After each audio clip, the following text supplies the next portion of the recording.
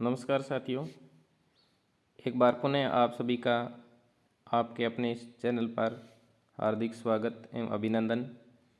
आज मैं आप लोगों के लिए लेकर आया हूँ अलंकार। काव्य शास्त्र में हिंदी अनिवार्य में आपके बोर्ड के द्वारा जो भेजी विवरणिका है उसमें अलंकार 5 दिए हुए हैं और उन 5 ही अलंकारों के बारे में आपसे इस परीक्षा में, आगामी परीक्षा जो 24 तारीख को होने वाली है, उसमें प्रश्न पूछे जाएंगे। उस 5 अलंकारों में आपका पहला अलंकार है अनुप्रास और विशेष तौर से अब की बार नया नाम जोड़ा गया है लाटानुप्रास का। हालांकि ये अनुप्रास अलंकार का ही 5वां भेद है, लेकिन आपके पाठ्यक्रम में लाटानुप्रास इस बार नया अलग से नाम देकर जोड़ा गया है। तो पहला आपके अनुप्रास, उसके बाद में दूसरा है लाटानुप्रास, तीसरा है आपके यमक अलंकार, चौथा अलंकार है आपके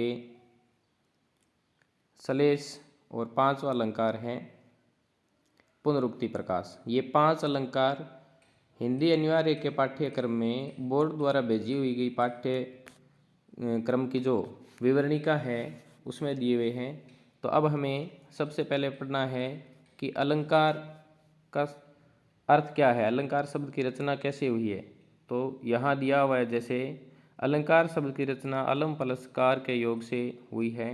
यहाँ अलम का अर्थ होता है शोभा तथा कार का अर्थ करने वाला, अर्थात जो शोभा में वृद्धि करता है उसे अलंकार कहते हैं। एक संज्ञा के रूप में इसका अर्थ है आभूषण। अलंकार, अलंकार शब्द की व्युत्पत्ति, इसके 3 सूत्र हैं संस्कृत में। जैसा कि अलंकार सबसे पहले संस्कृत भाषा में ही आए हैं, उसके बाद में धीरे धीरे हिंदी में। इन 3 सूत्रों में पहला सूत्र है अलंकरोति इति अलंकार है। इसका अर्थ है जो किसी की शोभा को बढ़ाता है वह अलंकार है। अलम प्लस क्री प्लस अण, क्री धातु में अण प्रत्यय के योग से। उसके बाद में दूसरा सूत्र है अलंक्रियते अनेन इति अलंकार है। अलम प्लस क्री प्लस गय, यहाँ भी क्री धातु है, उसमें गय प्रत्यय जो संस्कृत में चलता है। अर्थ है जिसके द्वारा वस्तु की शोभा बढ़ाई जाती है वह अलंकार है। उसके बाद में तीसरा है, तीसरे में आपके दिया हुआ है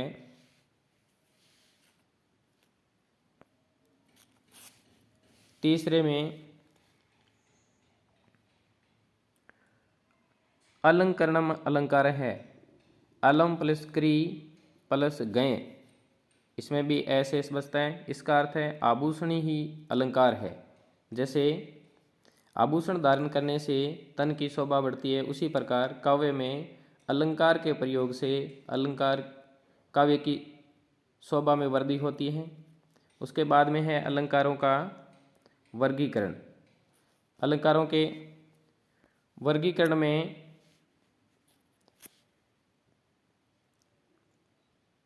मुख्यतः ये 3 प्रकार। इसमें पहला प्रकार है शब्दालंकार, दूसरा प्रकार है अर्थालंकार और तीसरा प्रकार है उभयालंकार। यानी चमत्कार अगर शब्द में है तो शब्दालंकार, और उसके अर्थ में है तो अर्थ अलंकार, और दोनों में है तो उभयालंकार। उसके बाद में शब्दालंकार में जब किसी काव्य में प्रयुक्त आलंकारिक शब्द के स्थान पर, यानी जिसमें अलंकार है उस शब्द के स्थान पर उसका अर्थ कोई पर्यायवाची शब्द रख दिया जाता है, उसके स्थान पर कोई पर्यायवाची शब्द रख दिया जाता है एवं उससे वह अलंकार नष्ट हो जाता है, तब वहाँ शब्दालंकार माना जाता है, तब वहाँ शब्दालंकार माना जाता है।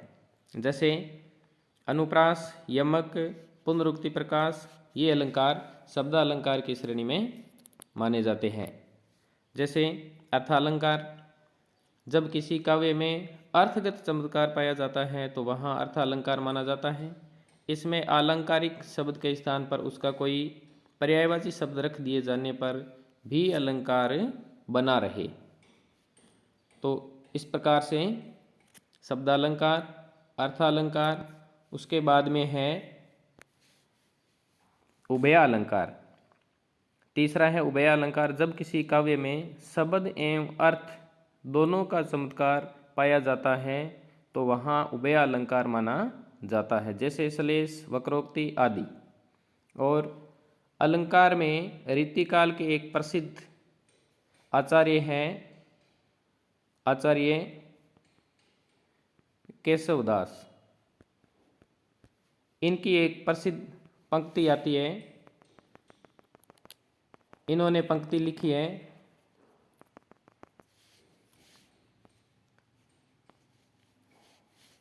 कि यद्यपि सुजाति सुलक्षणी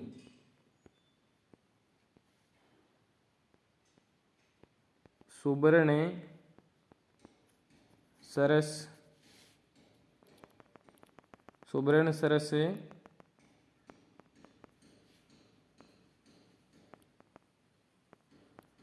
सुवर्ण सरस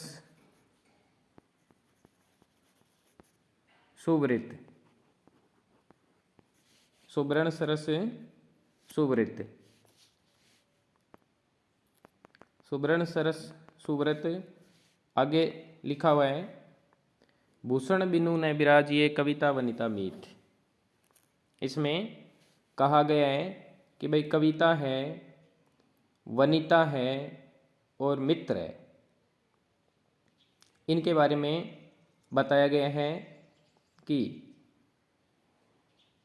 यद्यपि सुजाति सुलक्षणी, यद्यपि सुजाति सुलक्षणी सुवर्ण सरस सुव्रत, यद्यपि कितनी ही उच्च जाति की, कितनी अच्छे लक्षण वाली, कितने सुंदर वर्ण वाली, कितनी सरल स्वभाव वाली कैसी भी स्त्री हो, यद्यपि उन्होंने आभूषण धारण नहीं किए हुए हैं तो उसकी शोभा नहीं बढ़ती है। उसी प्रकार जैसे कविता में कितने भी वो अच्छे काव्य से कविता ली गई है, कितने उसमें अच्छे लक्षण हो, कितने उसमें सुंदर वर्ण हो, कितनी वो सरल हो, फिर भी यदि उसमें अलंकार नहीं है तो वो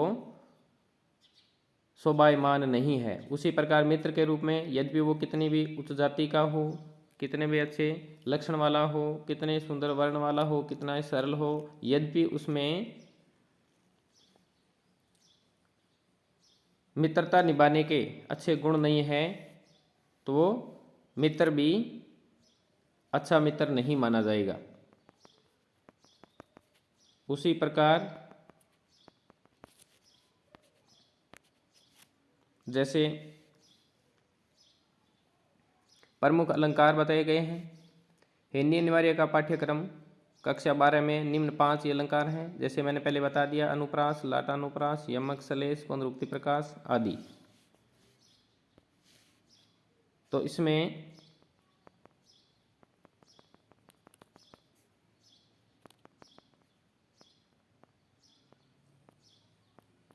एक सेकंड में ये मिटा देता हूँ पहले, ताकि हम नए शब्द यहाँ पर लिखें तो वो स्पष्ट रूप से दिखाई दे।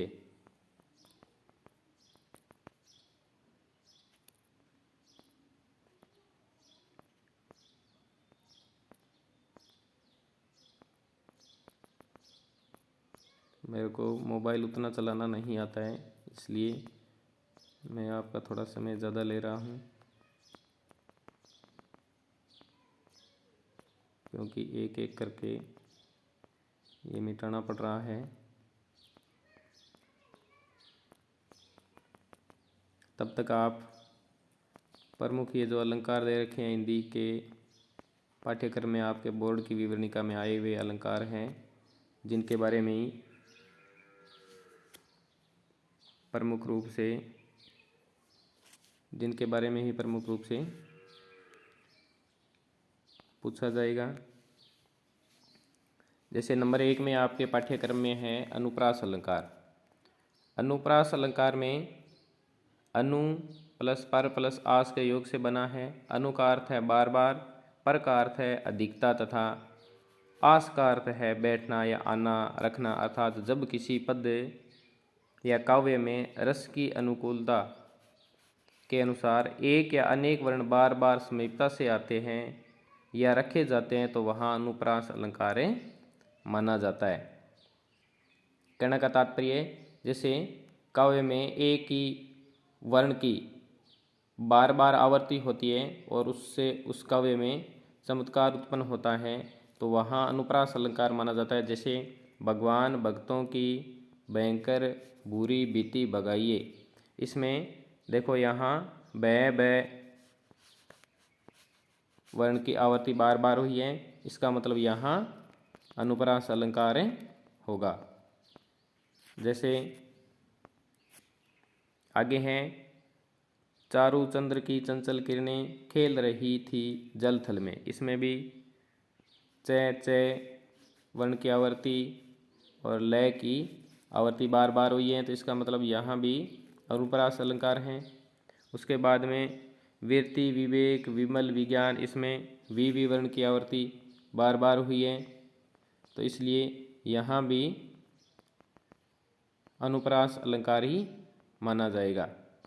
उसके बाद में छोरटी है, गोरटी या चोरटी अहीर की, इसमें ये देखो अंत में रटी रटी ये बार बार आ रहा है तो इसका मतलब यहाँ भी अनुप्रास अलंकार है। उसके बाद में गंदी गंध गुलाब की गवाही गाहक कौन, इसमें भी वही अनुप्रास अलंकार है। इसी प्रकार अनुप्रास के 5 भेद बने गए हैं। अनुप्रास के 5 भेदों में सबसे पहला भेद है छेकानुप्रास। जब किसी पद में किसी वर्ण या पद में किसी वर्ण का 2 बार प्रयोग यानी एक बार ही आवर्ती होती है तो वहाँ छेकानुप्रास अलंकार माना जाता है।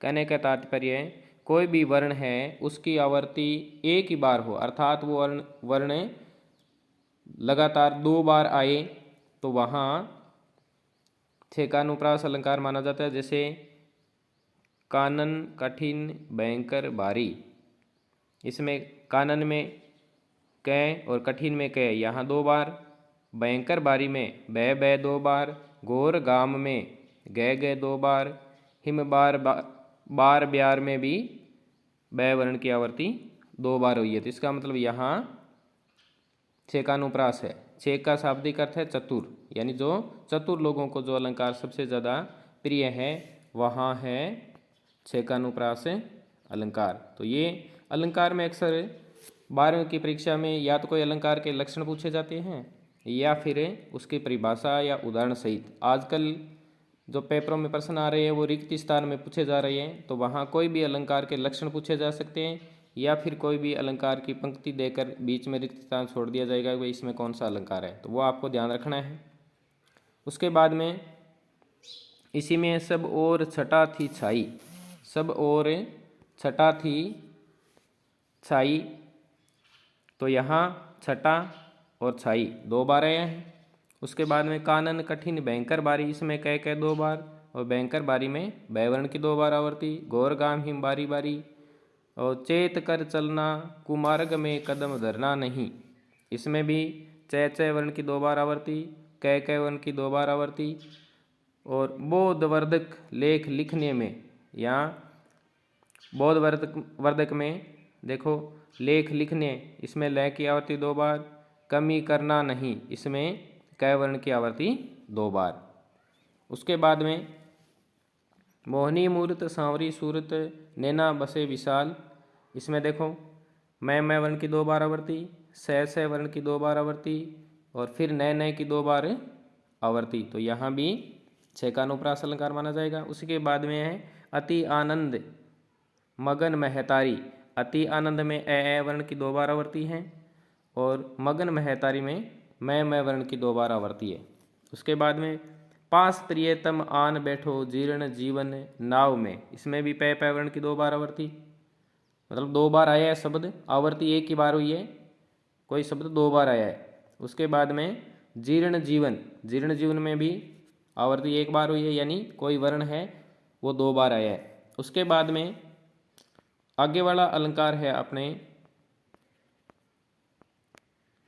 आगे वाले में वृत्यानुप्रास।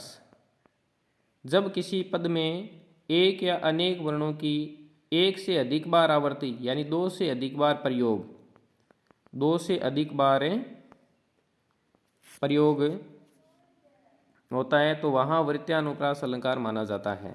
जैसे रघुनंदन आनंद कंद कौशल चंद दशरथ नंद नंद नंदनम। रघुनंदन में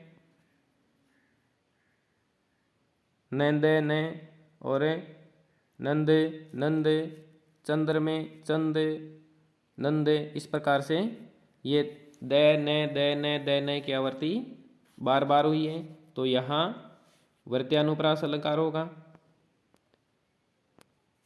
उसके बाद में भव्य भावों से भयानक भावना बरनी नहीं, रंजन बहे भंजन गर्भ गंजन अंजन नैन। इसमें भी भयवर्ण की आवर्ती एक से अधिक बार हुई है यानी 2 से ज़्यादा बार भयवर्ण आया है। उसके बाद में रंजन जन जन भी 2 से अधिक बार आया है तो यहाँ भी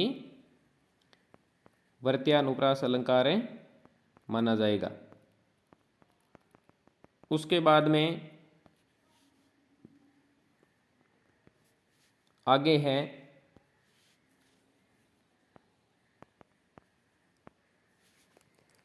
उसके बाद में एक प्रसिद्ध पंक्ति है जो आपके पाठ्यक्रम में केशव दास द्वारा रचित, पाठ्य पुस्तक में तो नाम दिया हुआ है रामचंद्र चंद्रिका, लेकिन वो रचना है रामचंद्रिका। उसमें से पंचवटी का सुंदर वर्णन किया गया है। उसका वर्णन किया है कि सब जाति फटी दुख की दुपटी, कपटी न रहे जहाँ एक घटी, निगटी रुचि मीचु घटी हूँ, घटी सब जीवन जतिन की छूटी तटी। यहाँ घटी है, पटी है, ये शब्द बार बार आए हैं, ये वर्ण बार बार आए हैं तो इसका मतलब यहाँ भी कौन सा अलंकार है, यहाँ भी वृत्यानुप्रास है। इसमें आपको पता भी होगा कि लक्ष्मण जी कहने लगते हैं कि ये पंचवटी नाम का वन, ये पंचवटी नाम का जो वन है वो दूरजटी कहते हैं शिव जी को, यानी शिव जी के समान गुणों वाला है। इस प्रकार शिव जी के दर्शनों से जैसे दुख समाप्त हो जाता है, उसी प्रकार इस पंचवटी में आकर दुख रूपी चादर पूर्ण रूप से फट जाती है। तात्पर्य यह है कि सभी दुख नष्ट हो जाते हैं, यानी अर्थ यह है कि सभी दुख यहाँ पंचवटी में आने पर किसी भी प्राणी के जो दुख होते हैं वो सारे दुख नष्ट हो जाते हैं और कपटी लोग यहाँ एक घड़ी भी नहीं रह सकते। यहाँ आकर लोगों की इच्छाएं समाप्त हो जाती है तथा मृत्यु की घड़ी समाप्त हो जाती है, अर्थात मुक्ति मिल जाती है। तो इस प्रकार से यहाँ तटी घटी इसमें एक ही वर्ण की आवर्ती बार बार हो रही है, इसका मतलब यहाँ वृत्यानुप्रास है। उसके बाद में आगे देखो उदाहरण है, काले कुत्सित कीट का कुसुम में कोई नहीं काम था। इसमें कै वर्ण की आवर्ती एक बार से ज़्यादा बार हुई है तो इसका मतलब यहाँ भी कौन सा अलंकार होगा, यहाँ भी आपके वृत्यानुप्रास। उसके बाद में नंबर 3 है श्रुत्यानुप्रास। श्रुत्य यानी सुनने में, जब श्रुति यानी सुनने की आवर्ती हो, अर्थात जब एक ही उच्चारण स्थान से उच्चारित होने वाले वर्णों की आवर्ती होती है तो वहाँ श्रुत्यानुप्रास अलंकार होता है। जैसे मैंने क्लास में करवाया भी है कि अलग अलग उच्चारण स्थान से जो वर्ण बोले जाते हैं उनसे, जैसे अकु है विसर्जनीय नाम कंठ है, इचु यषणा नाम तालु, ऋतु रसणा नाम मूर्धा, तुलसा नाम दंता, उपपद्वन्य नाम ओष्टो। ये अलग अलग उच्चारित होने वाले अलग अलग उच्चारण स्थान से उच्चारित होने वाली है। जैसे कोई कंठ से बोले जाते हैं, कोई तालव्य से, कोई मूर्धा से, कोई दंत से, कोई ओष्ठ से।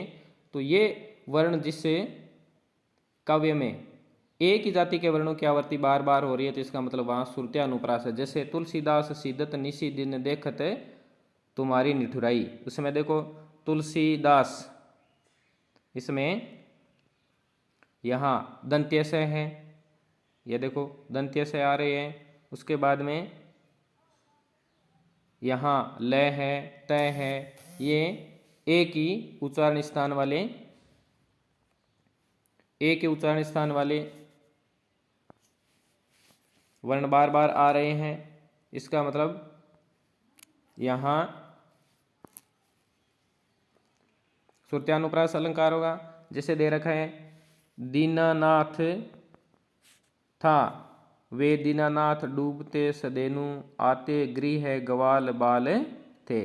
तो यहाँ भी ए के उच्चारण स्थान के ज्यादातर वर्ण आ रही है, तो इसका मतलब यहाँ भी कौन सा अलंकार होगा, ये श्रुत्यानुप्रास। उसके बाद निशिवासर सात रसा तल लो, सरसात घने गण बंधन नाख्यो। तो यहाँ वही दंत्य से तय ले इनकी बार बार आवर्ती हो रही है, तो इसका मतलब यहाँ भी श्रुत्यानुप्रास होगा। उसके बाद में नंबर 4 में चौथे नंबर पर है अंत्यानुप्रास अलंकार। जब किसी छंद के चरणों के अंत में यानी अंतिम शब्द एक जैसे स्वरों या व्यंजन वर्णों का प्रयोग होता है तो वहाँ अंत्यानुप्रास अलंकार माना जाता है। जैसे गुरु गोविंद दो खड़े, काके लागू पाए, बलियारी गुरु आपने गोविंद दिया बताए। ये आपके छंद वाले टॉपिक में भी ऐसा कैसा है, तो इसमें देखो आय और बताए ये बार बार आ रही है, तो इसका मतलब यहाँ कौन सा अलंकार है, यहाँ अलंकार है अंत्यानुप्रास। उसके बाद में ऐसी वाणी बोलिए मन का आपा खोय, औरन को शीतल करें आप हूँ शीतल होय। तो यहाँ देखो खोय होय अंत में तुक मिल रही है, आपको छंदों में करवाए होंगे, तुक है, लय है, यति है, गति है, ये सारे आपको अपने विषय अध्यापकों ने क्लासों में बताया भी है। तो यहाँ होगा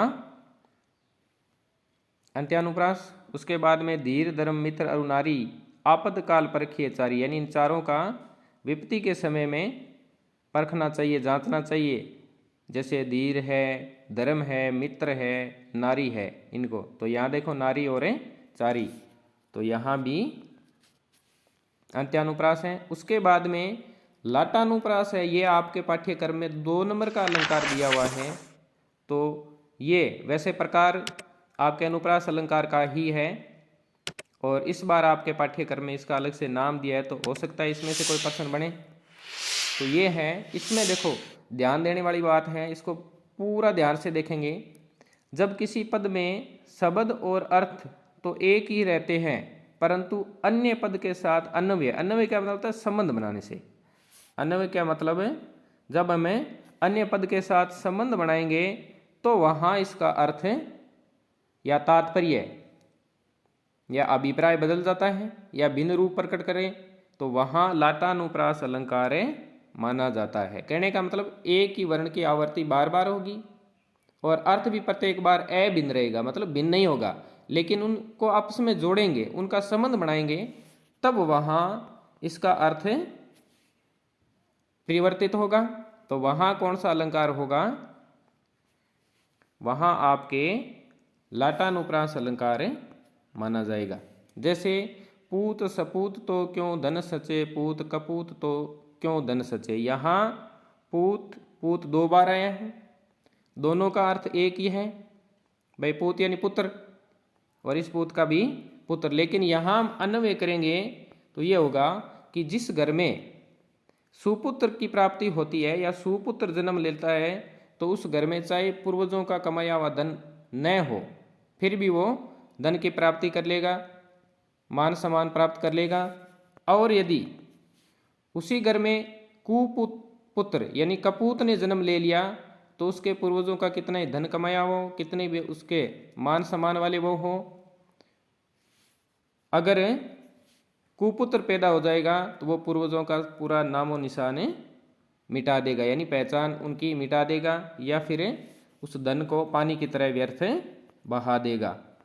तो यहाँ ये अच्छा उदाहरण है, कई बार परीक्षाओं में आता है। उसके बाद में हे उत्तरा के धन रहो तुम उत्तरा के पास, यहाँ उत्तरा के धन की बात हो रही है और यहाँ उत्तरा के पास ही। तो इसका मतलब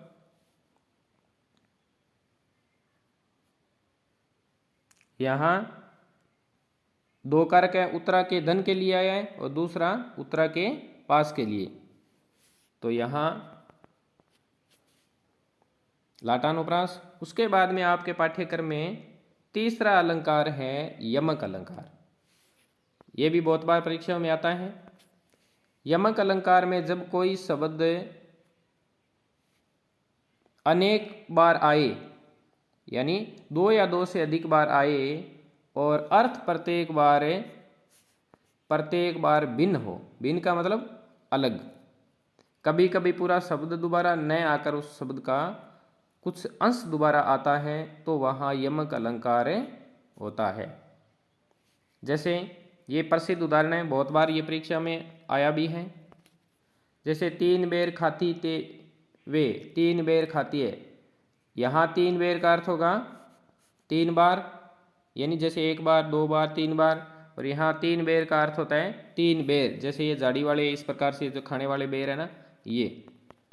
उसके बाद में कदम के पुष्प कदम की छटा। यहाँ देखो पहला जो कदम दे रखा है उसका तो होगा पेड़, और दूसरा कदम दे रखा है उसका अर्थ होगा समूह है, यानी पेड़ों का समूह है। उसके बाद में कुमोदनी मानस मोदनी कहीं। तो यहाँ भी कुमोदनी में कुमुदनी जो पानी में है होती है उसका, और दूसरा है मोदनी का अर्थ होता है प्रसन्नता। उसके बाद में एक प्रसिद्ध उदाहरण है सारंग ले सारंग चली सारंग पुग्यो आय, सारंग ले सारंग दरियो सारंग सारंगे माँ। यहाँ सारंग के अलग अलग अर्थ है, यानी घड़ा लेकर एक स्त्री या युवती चल रही है, तभी बादल छा जाते हैं। उन बादलों को देखकर वो अपने वस्त्र जो उस घड़े में रख कर उस घड़े को उल्टा रख देती है, फिर खुद उस पानी के अंदर चली जाती है। तो इस प्रकार से ये एक प्रसिद्ध उदाहरण है। उसके बाद में एक प्रसिद्ध उदाहरण और है, दीपक लेकर दीपक चली कर दीपक की ओट, जे दीपक दीपक नहीं दीपक करता चोट। कि भाई एक महिला है, वो हाथ में एक दीपक को लेकर चल रही है और ये सोच रही है कि कहीं दीपक बुझ न जाए, इसलिए अपने पल्लू से ओट कर रही है। और ये भी सोच रही है कि अगर ये दीपक नहीं, यानी जलता हुआ दीपक नहीं रहेगा, तो यहाँ अपने को अच्छे संकेत प्राप्त नहीं होंगे।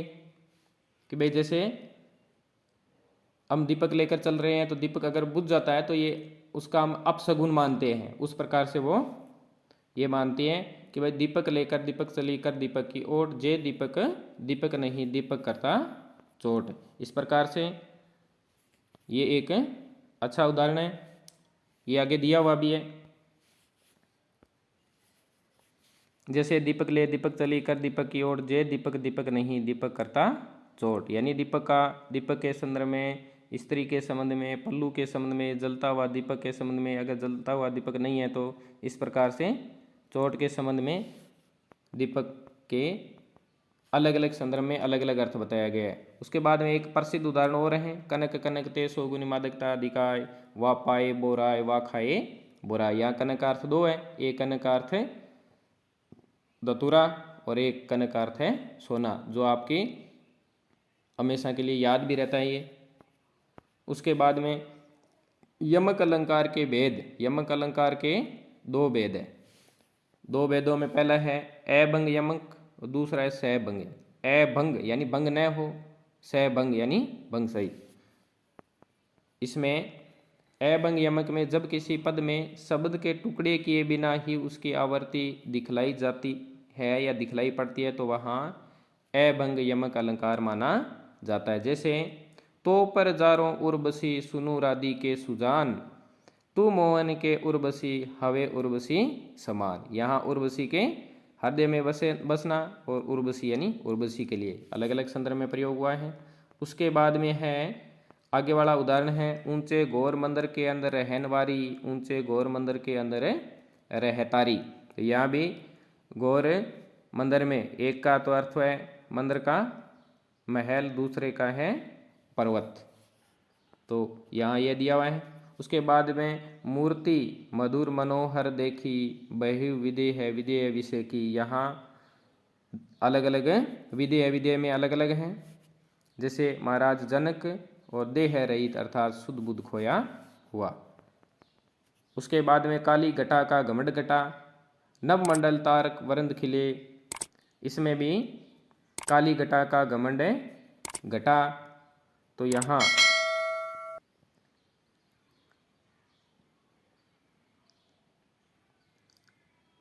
अभंग यमक है। उसके बाद में है अपने सभंग यमक, निबल के बलराम है। यहाँ देखो पूरा शब्द दोबारा नया कर उसका कुछ अंश आया है कि निबल यानी जो निर्बल है उसकी ताकत या उसकी शक्ति कौन है, राम है। या यह कह सकते हैं कि भाई निर्बल का सहारा एकमात्र राम ही है। उसके बाद में दूसरा उदाहरण है चलते मचलते चलते हो तुम वृथा। इसमें देखो चलते चलते, मचलते में चलते अंत वाला और इसमें भी चलते, तो यहाँ ये अलंकार हुआ है। उसके बाद में चौथा अलंकार है सलेस। जब किसी पद में प्रयुक्त एक ही शब्द के अलग अलग संदर्भ के अनुसार अर्थ प्रयुक्त हो जाते हैं तो वहाँ सलेस अलंकार होता है। सलेस का अर्थ होता है चिपकना, यानी एक ही शब्द में दो तीन अर्थ छुपे हुए होते हैं। जैसे सलेस का अर्थ चिपकना दे रखा है, जैसे रईमन पानी राखिए बिन पानी सब सून, पानी गए न उबरे मोती मानुष चून।